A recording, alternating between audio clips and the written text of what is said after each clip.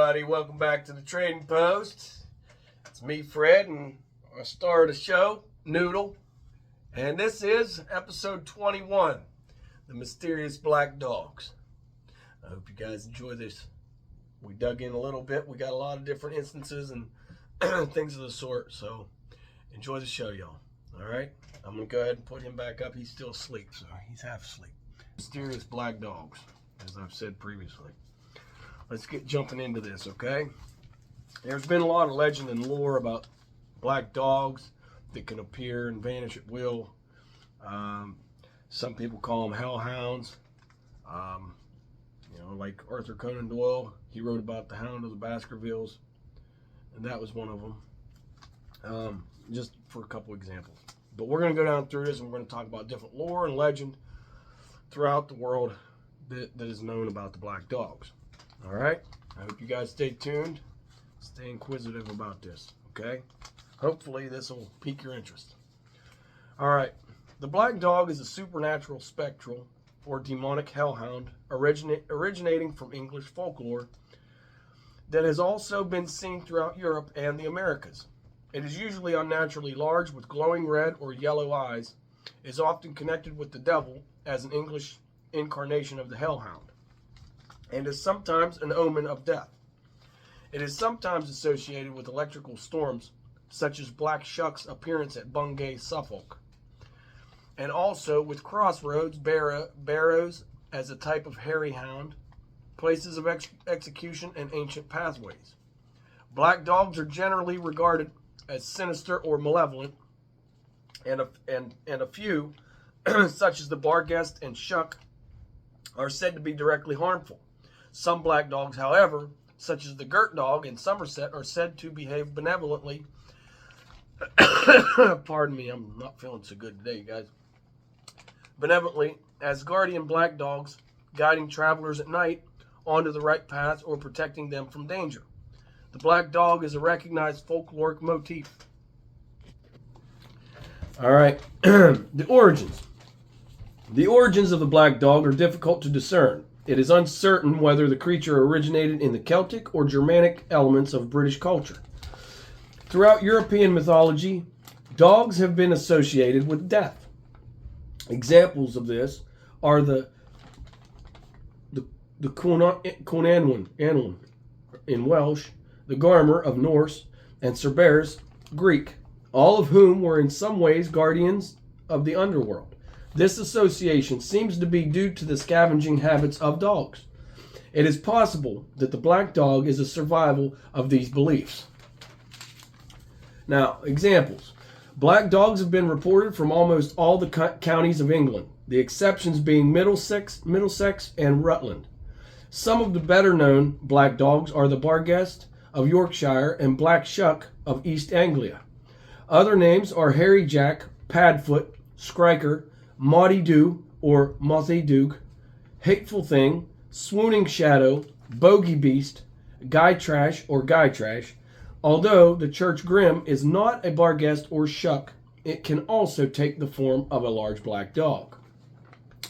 On Dartmoor in southern Devon, the notorious squire Richard Cable was said to have been a huntsman who sold his soul to the devil. When he died in 1677, black hounds are said to have appeared around his burial chamber. The ghostly huntsman is said to ride with black dogs. This tale inspired Arthur Conan Doyle to write his well-known story, The Hound of the Baskervilles. In Lancashire, the black hound is called Barghest, Grim, Guy Trash, Padfoot, Shag, Skriker or Striker, and Trash. Stories are told of a black dog in Twyford near Winchester. Now, Galley Hill in Luton, Bedfordshire, is said to have been haunted by a black dog ever since a storm set the gibbet alight sometime in the 16th or 17th century. Betchworth Castle in Surrey is said to be haunted by a black dog that prowls the ruins at night. Black Dog Hill and Black Dog Halt Railway Station in Wiltshire are named after a dog which is said to be found in the area. A black dog is said to haunt Ivelet Bridge near Ivelet in Swelldale, Yorkshire. The dog is allegedly headless and leaps over the side of the bridge and into the water. Although it can be heard barking at night, it is considered a death omen, and reports claim that anybody who has seen it died within a year.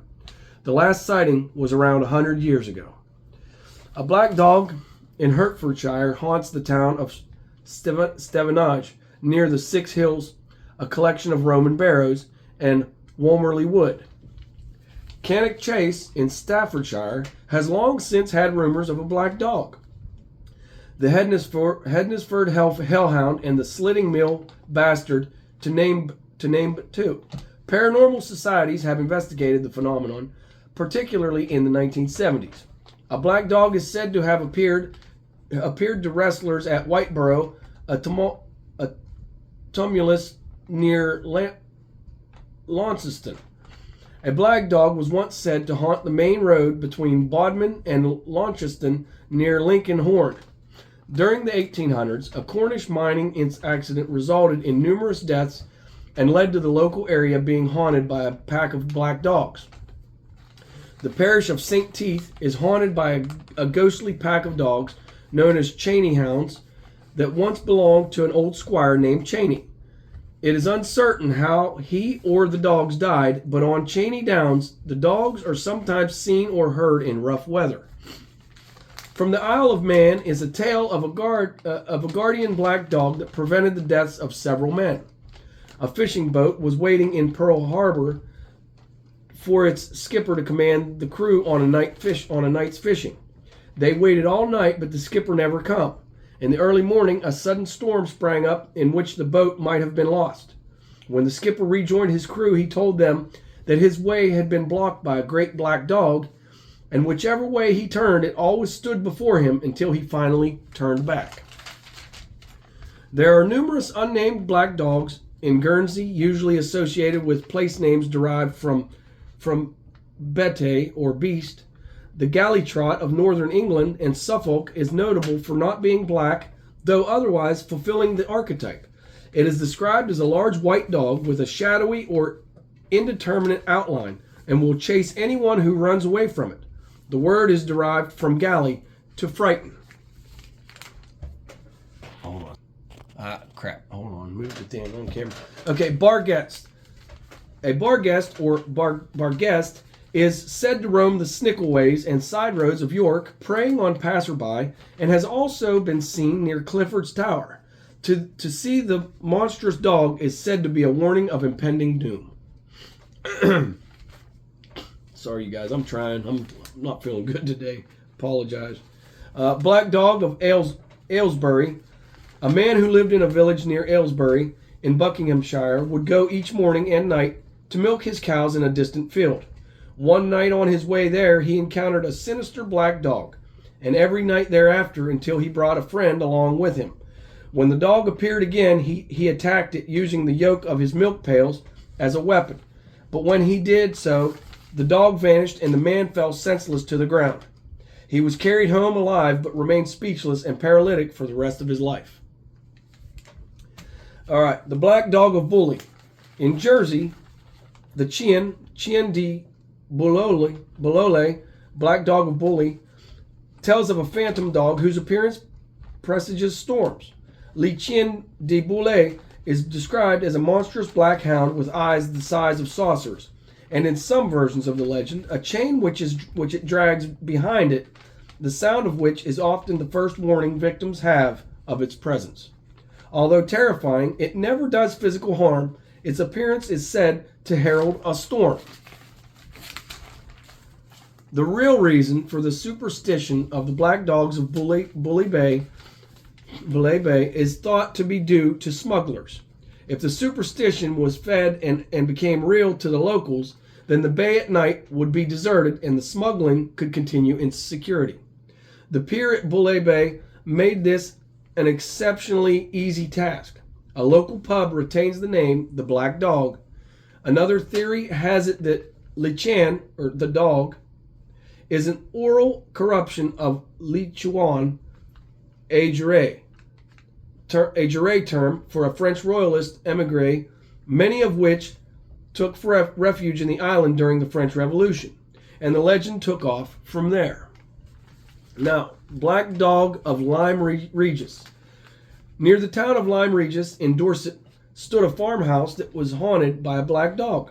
This dog never caused any harm, but one night the master of the house, in a drunken rage, tried to attack it with an iron poker.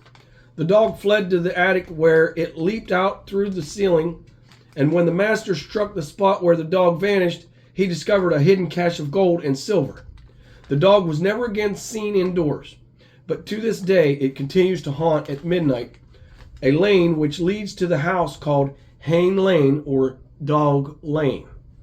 Dogs who are allowed to stray in this area late at night have often mysteriously disappeared.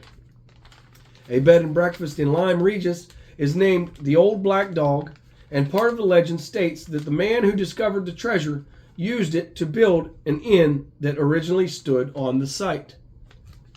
Yeah, that's interesting, ain't it? All right, Black Dog of Newgate. The Black Dog of Newgate has been said to haunt the Newgate prison for over 400 years, appearing before executions. According to legend, in 1596, a scholar was sent to the prison for witchcraft, but was killed and eaten by starving prisoners before he was given a trial. That's pretty rough. Now, the Cully's spirit now haunts the site of the gibbet in the form of a black dog, and the clanking of his chains can also be heard. In one tale, a pair of men who encountered the dog saw a burst of flame before it appeared in front of them, big as a Newfoundland, with the usual burning eyes and long sharp teeth. After a few minutes, it disappeared, either vanishing like a shadow or sinking into the earth. Now, Black Shuck. In Norfolk, Suffolk, Lincolnshire, and the northern parts of Essex, a black dog known as Black Shuck, also Old Shuck or Shock, is regarded as malevolent, with stories ranging from terrifying people or killing them outright, to being a portent of death to themselves or a person close to the victim. There are tales that in 1577 it attacked the church in the market town of Bungay, killing 2 people and appearing on the same day at the church in the nearby village of Blytheburg, taking the lives of another 3 and leaving claw marks which remain today. In the parish of Overstrand is a lane known as Shuck's Lane, from its frequent appearances there. According to urban legends, if the spot where it was just seen is examined, then one may find scorch marks and the smell of brimstone. There are also less common tales of a similar dog said to accompany people on their way home in the role of protector rather than an omen of misfortune. Among other possible meanings, the name Shuck is derived from a provincial word meaning shaggy. Now we're going to talk about the Bodoo. In Guernsey, in Bodoo, or Chen Bodoo, Chen being dog in degeneracius, his appearance usually is clos du valet, foretells death of the viewer or someone close to him or her. Now, we're going to talk about Capelthwaite. In Westmoreland and adjacent parts of Yorkshire, there was a belief in Capelthwaite, who could take the form of any quadruped, but usually appeared as a large black dog. He took his name from the barn in which he lived, called Capelthwaite Barn, near Milnthorpe. He performed helpful services for the people on the farm, such as rounding up the sheep, but toward outsiders he was very spiteful and mischievous, until one day he was banished by a vicar. As both a helper and a trickster, the Capelthwaite behaved more like a domestic hobgoblin than a typical black dog. Now, Church Grim. The Church Grim guards a local Christian church and its attached churchyard from those who would then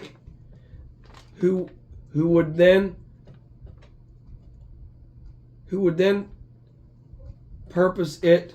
Was the custom to bury a dog alive under the cornerstone of a church as a foundation sacrifice. Sometimes the Grim will toll the bells at midnight before a death occurs. At funerals, the presiding clergyman may see the dog looking out from the church tower and determine from its aspect whether the soul of the departed was bound for heaven or hell. Another tradition states that when a new churchyard was opened, the first man buried there had to guard it against the devil. To save a human soul from such a duty, a black dog was buried in the north part of the churchyard as a substitute. It's crazy, isn't it? Okay, Dando's dogs. The area around St. Germans is haunted by a pack of hunting dogs known as Dando's dogs. Dando was an unrepentantly sinful priest and an avid huntsman who was carried off to hell by the devil for his wickedness. Since then, Dando and his hounds are sometimes heard in a wild chase across the countryside, especially on Sunday mornings. The devil's dandy dogs are another Cornish version of the wild hunt.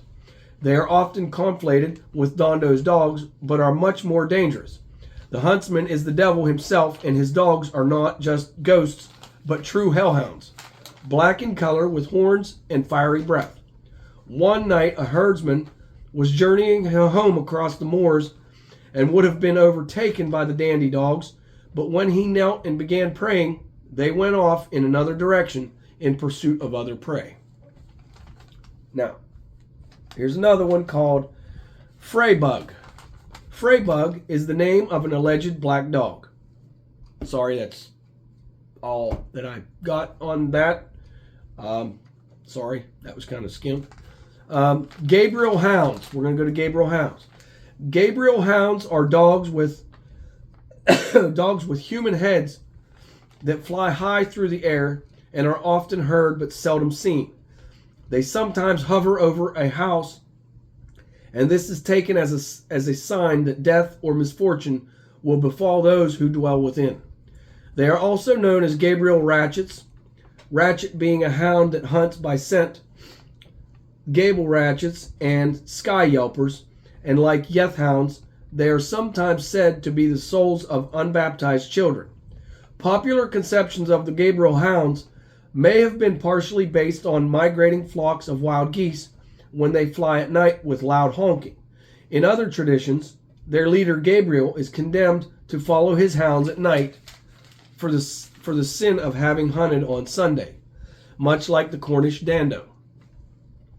and their yelping cry is regarded as a death omen, similar to the birds of folklore known as the seven whistlers. Guardian black dogs. Guardian black dogs refer to those relatively rare black dogs that are neither omens of death nor causes of it. Instead, they guide lost travelers and protect them from danger. Stories of this type became more widespread starting around the early 1900s. In different versions of one popular tale, a man was journeying along a lonely forest road at night when a large black dog appeared at his side and remained there until the man left the forest. On his return journey through the wood, the dog reappeared and did the same as before. Years later, 2 convicted prisoners told the chaplain that they would have robbed and murdered the wayfarer in the forest that night, but were intimidated by the presence of the black dog. That's pretty interesting, huh? That's a pretty neat little story there. Girt dog. The girt dog, or great dog, of Somerset is an example of a benevolent dog. It is said that mothers would allow their children to play unsupervised on the Quantock Hills because they believed the girt dog would protect them. It would also accompany lone travelers in the area, acting as a protector and guide. Now, the guide trash. The guide trash is a black dog and death omen of northern England that haunts solitary ways and also takes the form of a horse, a mule, and a cow. It was popularized in folklore by its mention in the novel Jane Eyre by Charlotte Bronte. Okay.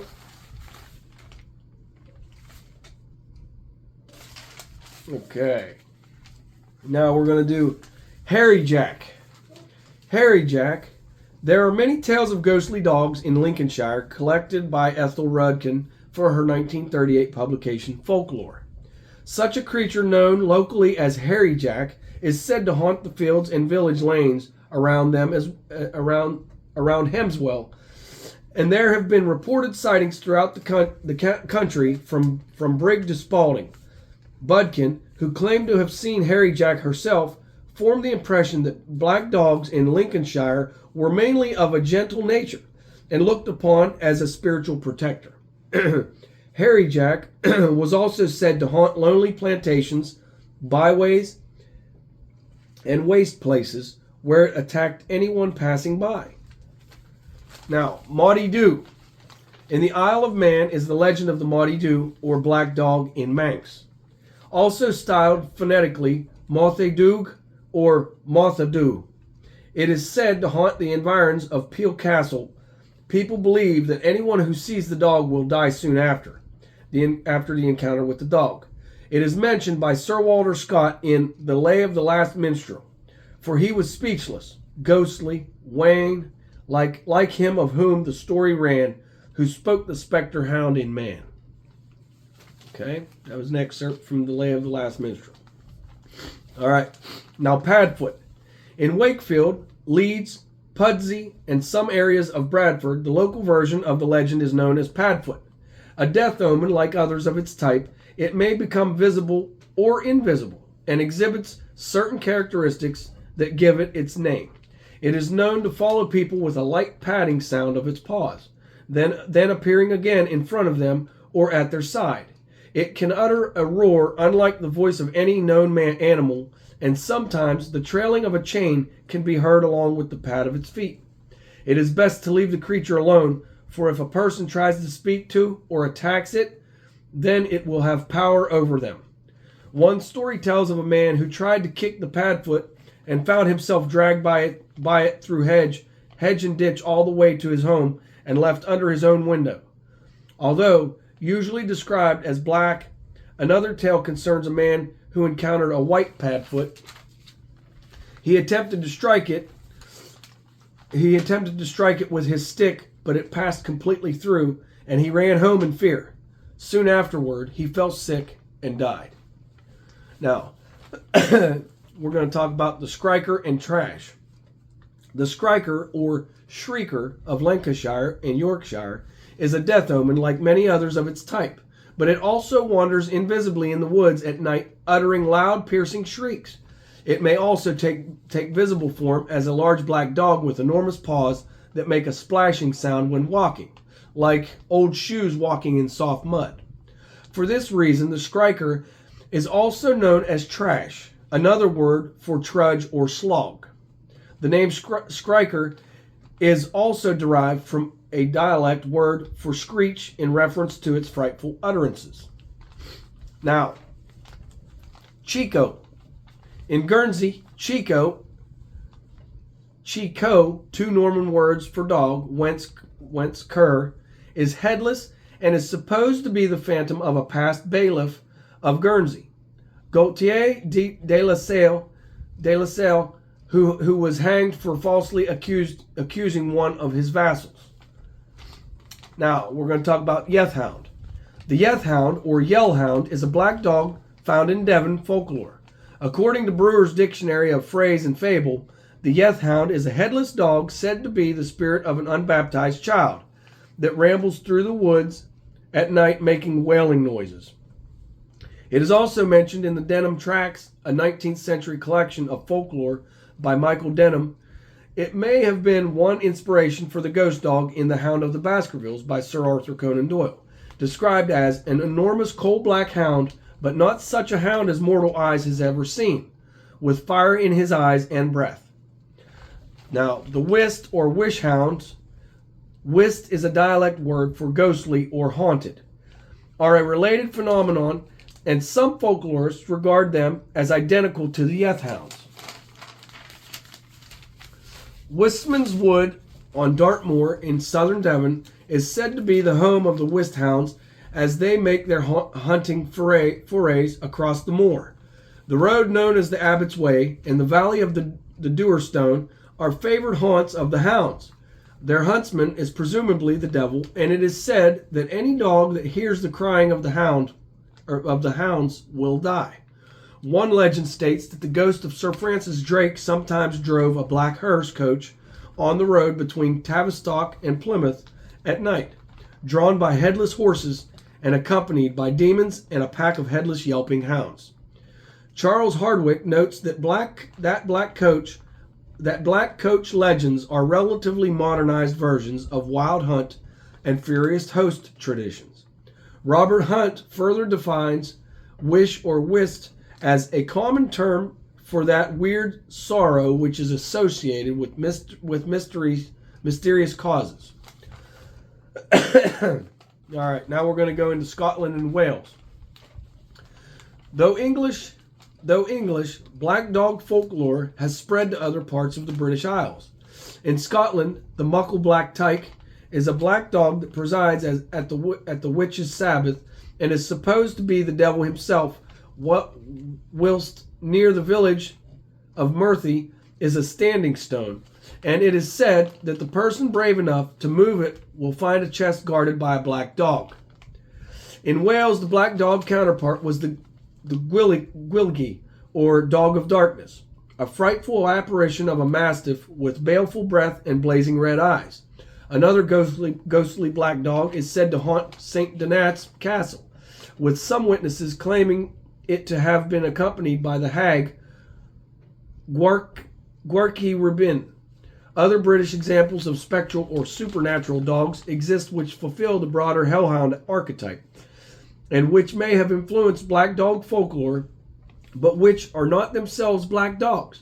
These include fairy hounds, such as the Welsh Cwn Anwen, connected with the otherworld realm of Anwen, and referred to in the four branches of the Mabinogi and elsewhere, which are described as dazzling white hounds. The Cwsith of the Scottish Highlands is dark green in color and the size of a stirk, or a yearling calf. They were usually kept tied up in the brug, or the fairy mound, as watchdogs, but sometimes they accompanied women during their expeditions or were allowed to roam about alone, making their lairs among the rocks.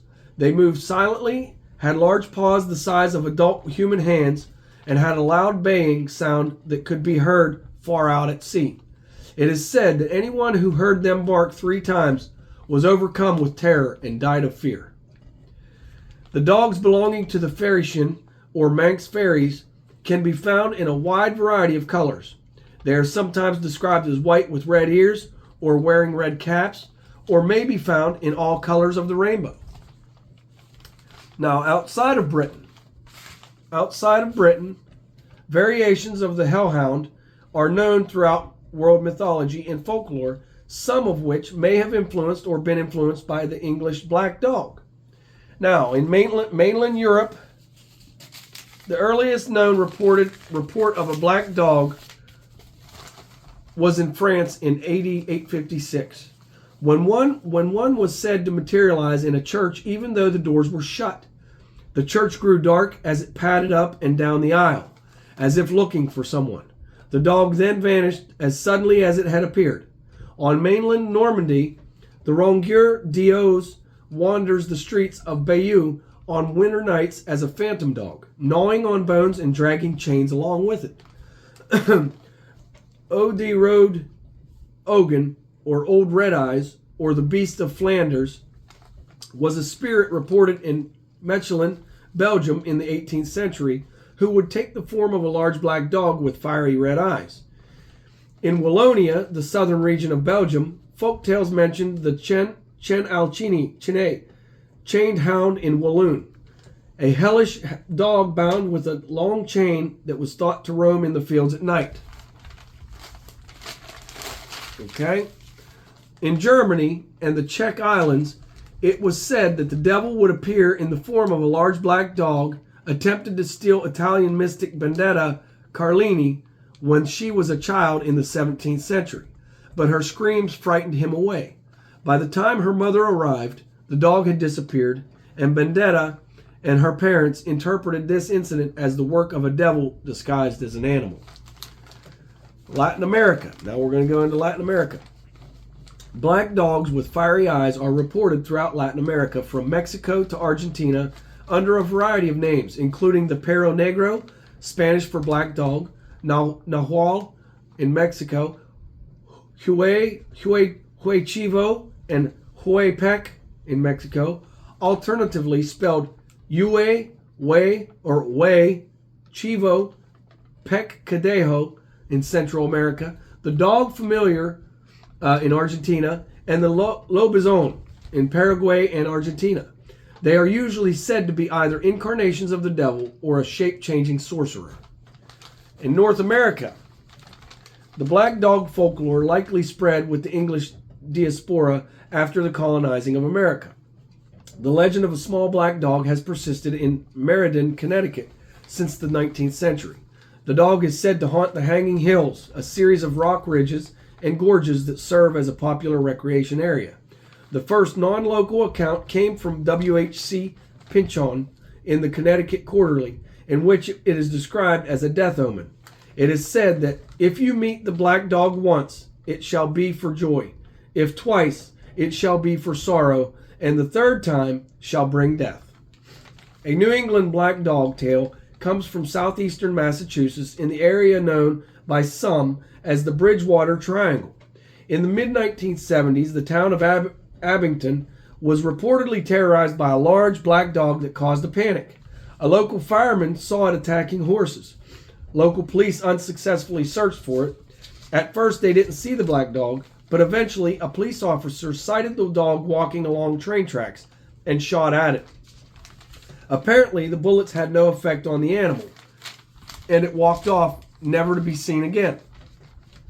In South Jersey Pine Barrens, there's a local legend told by Pine Barren residents describing a ghostly black dog that is said to roam the beaches and pine forests in the area roughly from Absecon Island to Barnegat Bay.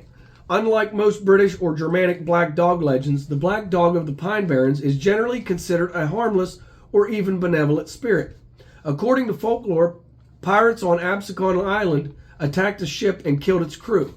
Among those killed were the cabin boy and his black dog, and the spirit of this black dog supposedly roams the beaches and pines searching for his owner. From sparsely populated central Delaware, specifically the towns of Frederica and Felton, comes the myth of the fence rail dog, said to be a ghost that is is as tall as a fence and races cars along Route 12, but is wholly harmless. There are 3 variants of the myth. One is that it is the ghost of a cornered outlaw who committed suicide. Another is that it is that of a slave killed by his master and looking for a place to be buried. While a third one says it is that of a dog murdered along with its owner and looks to avenge both of them. In the rural backroads of upstate South Carolina dwells another frequent spawning site of a black dog haunting travelers. The ghost hound of Gosham Hill is said to aggressively prowl around Old Buncombe Road in Sumter National Forest. Legend claims his master has been unjustly killed for a crime. In the lore of long-haul truckers, seeing a black dog with red eyes in your peripheral vision is a sign of a fatal crash being imminent and that you should pull off immediately. Some think the dog is just the eyes beginning to subconsciously close, causing a black spot in the corner of the eye. The real reason for the superstition of the black dogs of Bulley Bay... Hold on a second. Did I get these mixed up somehow? Okay, well, we're going to go over this anyhow. I don't know if I mixed them up or not. But here, the real reason for the superstition of the black dog of Bulley Bay is thought to be due to smugglers. If the superstition was fed and became real, the locals... Oh, no, yeah, I already read that one. Sorry about that, you guys. That's all I got on there is... we stopped with South Carolina. The ghost hound of Gosham Hill, said to aggressively prowl around Old Buncombe Road in Sumter National Forest. Legend claims his master has been unjustly killed for a crime. In the lore of long-haul truckers, seeing a black dog with red eyes in your peripheral vision is a sign of a fatal crash being imminent, and that you should pull off immediately. Some think the dog is just the eyes beginning to subconsciously close, causing a black spot in the corner of the eye. Now, I beg of you guys out there listening in, all right? I want to know, what do you all think? What do you all think about this? As far as what this could be? Do you think these are, I don't know, do you think they're like spirit animals? Do you think they're just spectral figures? Do you think they're demonic? Maybe some of these cases they are demonic. They have bad ways about them. They kill people, terrorize people, things like that. People disappear after seeing them or encountering them, never heard from again. Then some people just plain outright die shortly after, according to these superstitions, the folklore, and the so-called accounts of it. But I don't know. I mean, honestly, I think some of the accounts, you know, as they said, some of these are actual protector dogs. You know, they helped walk that guy through the forest, and had it not walked him through the forest, he'd have been killed that night and robbed, according to what those inmates said, because they was going to kill him. And they said they was just too intimidated by that dog that was walking with him.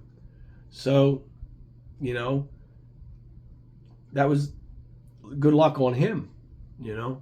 But, you know, if you all have any ideas or any thoughts on this episode, on the black dogs, and if you have anything to add to it, let me know. Put something down in the comments. If there's something that you guys want me to do an episode on, that you want to hear about, by any means, put it down in the comments. Let me know. I'll gladly look into whatever you guys want me to try and do for the next one. All right? So let's just go ahead and put this at close for now.